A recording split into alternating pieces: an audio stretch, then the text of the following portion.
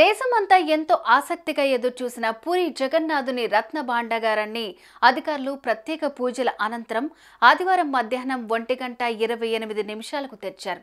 దాదాపు 4 దశాబ్దాల తర్వాత తెరుచుకున్న ఈ రహస్య గదిలో ఏమున్నాయని తెలుసుకునేందుకు దేశమంతా ఆతృతగా ఎదురుచూస్తోంది.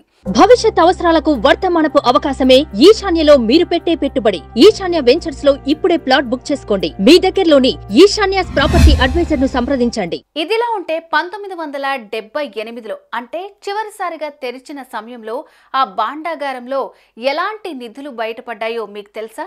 ఈ విషయాలు తెలుసుకోవాలనుందా? అయితే ఈ స్టోరీ చూడండి.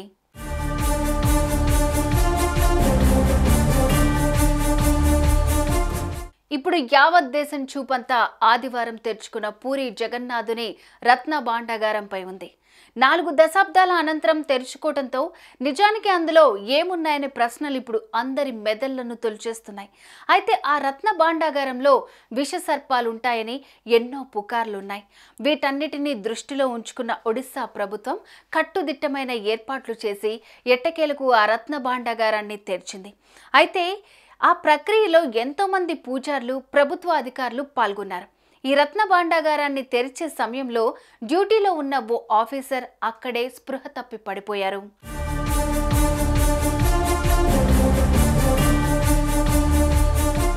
ఇక అసలు విషయానికి వస్తే 1978లో ఈ పూరి జగన్నాథుని రత్న భాండాగారాన్ని తెరిచిన సమయంలో అప్పుడు ఏం బయటపడ్డాయనేది ఇప్పుడు తెలుసుకుందాం. 128.38 కేజీల 454 బంగారు ఆభరణాలు, 221.53 కేజీల 293 వెండి ఆభరణాలు ఉన్నట్లుగా గుర్తించారు అధికారులు. ఇక వీటితో పాటు లోపలి ట్రెజరీలో 43 కేజీల 367 బంగారు వస్తువులు, 148 కేజీల 231 వెండి వస్తువులను బయటపడ్డాయని తెలుస్తోంది.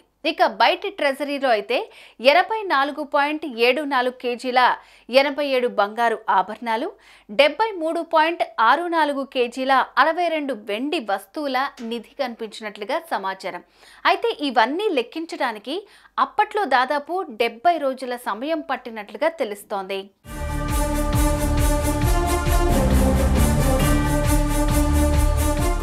చూశారుగా, 1978లో తెరిచిన సమయంలోనే ఇన్ని కేజీల బంగారు, వెండి ఆభరణాలు బయటపడ్డాయో. ఇక ఆదివారం తెరిచిన ఈ పూరి జగన్నాథుని రత్న భాండాగారంలో ఆ పెట్టెలో ఎంత నిధి ఉందనేది త్వరలో తెలియనుంది. సుమన్ టీవీలో మీ పర్సనల్ అండ్ బిజినెస్ ప్రమోషన్స్ కోసం కింది నెంబర్కి కాంటాక్ట్ చేయండి.